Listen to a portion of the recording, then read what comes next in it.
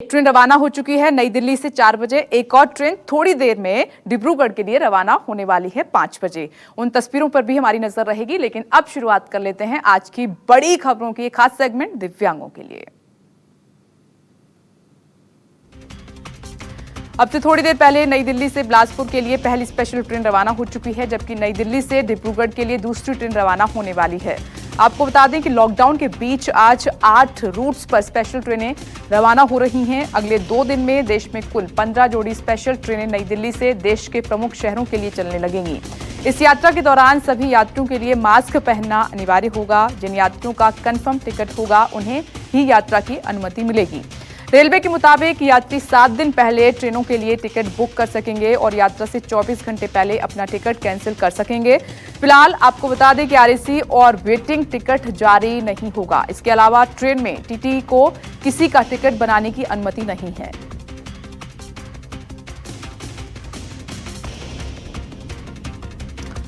विशेष train के लिए धड़ाधड़ बुकिंग हो रही है। कुछ ही घंटे में 16 करोड़ से ज्यादा के टिकट बिके हैं। भारतीय रेलवे के मुताबिक विशेष ट्रेन के लिए अभी तक 80,000 से अधिक यात्रियों ने 16 करोड़ 15 लाख के टिकट बुक करा चुके हैं और रेलवे अधिकारियों के मुताबिक अभी तक अगले 7 दिन के लिए 45,533 पीएनआर जारी किए गए हैं और इन टिकटों पर करीब 82,317 यात्री यात्रा करेंगे। रेलवे ने विशेष ट्रेनों के लिए दिशा निर्देश भी जारी किए हैं, जिसके मुताबिक यात्रियों को अपना भोजन और चादर लाने को कहा गया है और स्वास्थ्य जांच के लिए ट्रेन के रवाना होने के समय से करीब 90 मिनट पहले आने को कहा गया है।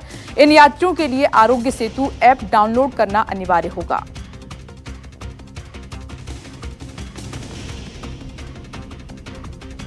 कोरोना संकट और लॉकडाउन के बीच प्रधानमंत्री नरेंद्र मोदी आज फिर एक बार देश को संबोधित करेंगे। पीएम मोदी रात 8 बजे देश से मुखातिब होंगे और सरकार की ओर से कोरोना को रोकने के लिए उठाए जा रहे कदमों के बारे में बताएंगे।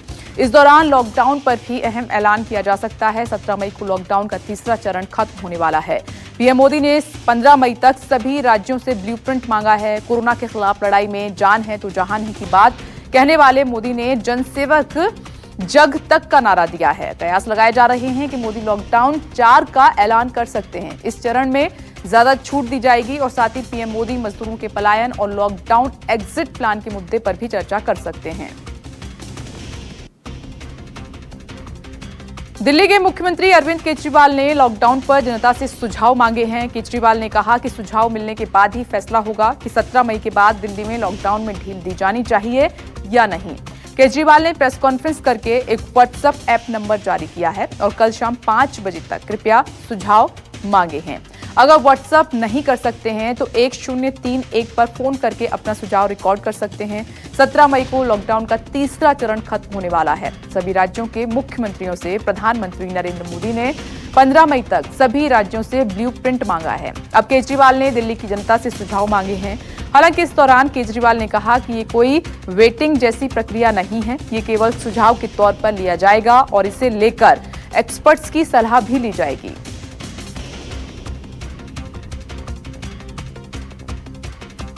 देश में पिछले 24 घंटों में 87 लोगों की जान जा चुकी है। 3,604 नए मामले सामने आए हैं। स्वास्थ्य मंत्रालय ने ताजा आंकड़ों को देश में 70,756 लोग कोरोना संक्रमित हैं, ये जानकारी दी।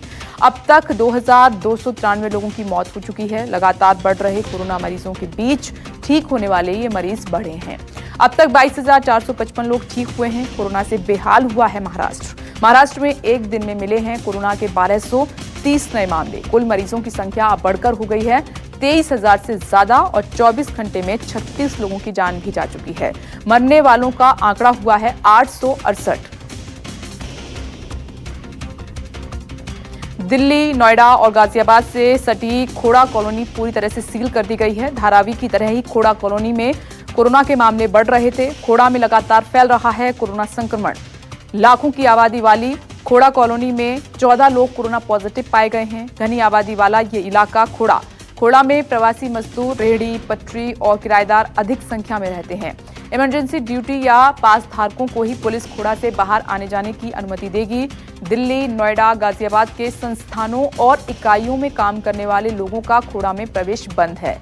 निगरानी ठीक से हो, इसीलिए इलाके को 2 जोन और 5 सेक्टर में बांटा गया है। गलियों और पुलिस सख्ती से गश्त गलियों में कर रही है। फ्लाइट सेवा शुरू होने की संभावना से पहले एयर इंडिया के दफ्तर तक पहुंचा कोरोना वायरस का संक्रमण। 54 साल के कर्मचारी कोरोना पॉजिटिव पाए गए हैं और दिल्ली में सील किया गया है हेडक्वार्टर। कई दिनों से तबीयत खराब होने के बाद से कर्मचारी होम क्वारंटीन थे। टेस्ट करवाया तो कोरोना पॉजिटिव मिले हैं। दिल्ली के लुटियंस जोन में मौजूद एयर इंडिया की बिल्डिंग को सील कर दिया गया है। कल ही एक संयुक्त टीम ने दिल्ली के IGI एयरपोर्ट का दौरा किया था और तैयारियों की जानकारी ली थी। माना जा रहा है कि ट्रेन सेवा की तरह अगले कुछ दिनों में सीमित हवाई यात्रा भी शुरू की जा सकती है।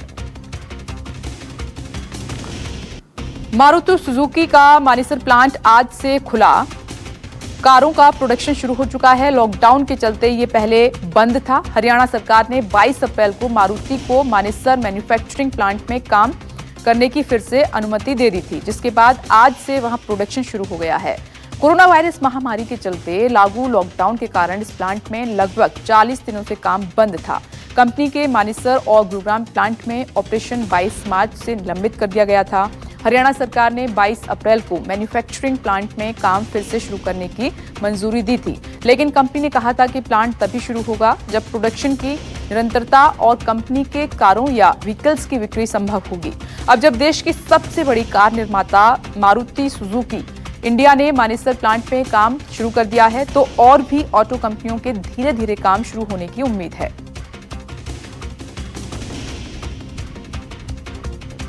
मनीला से करीब 139 भारतीय छात्रों को लेकर फ्लाइट अहमदाबाद पहुंची। सभी को क्वारंटीन नियमों का पालन करना होगा।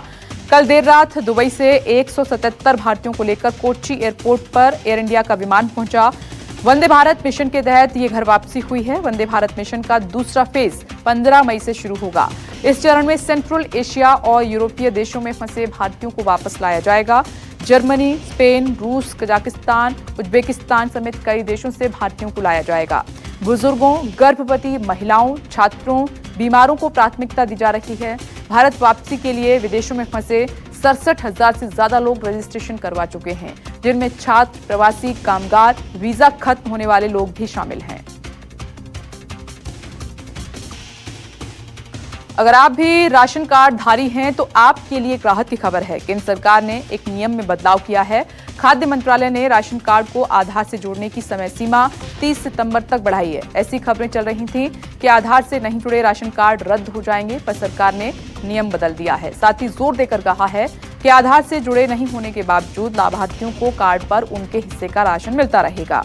आधार से नहीं जुड़े राशन कार्ड रद्द होने की खबरों पर मंत्रालय ने स्पष्टीकरण जारी करते हुए बताया, करोड़ों राशन कार्ड धारक हैं जो आधार से लिंक नहीं हो सके हैं। सरकार के फैसले का फायदा करोड़ों लाभार्थियों को मिलने की उम्मीद है।